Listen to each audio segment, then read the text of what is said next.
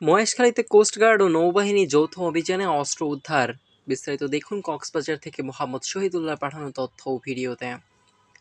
কক্সবাজারের মহেশখালীতে কোস্টগার্ড ও নৌবাহিনী যৌথ অভিযানে 2টি দেশীয় আগ্নেয়াস্ত্র ও 4 রাউন্ড তাজজাত কার্তুজ উদ্ধার করা হয়েছে।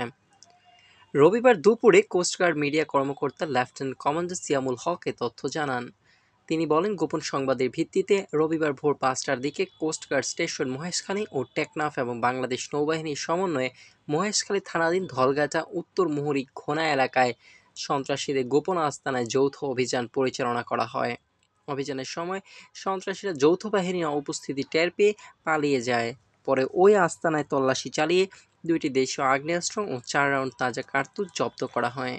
জব্দকৃত অস্ত্র ও কার্তুজের বিষয়ে পরবর্তী আইনানুগ ব্যবস্থা গ্রহণের কার্যক্রম প্রক্রিয়াধীন রয়েছে বলে জানান তিনি।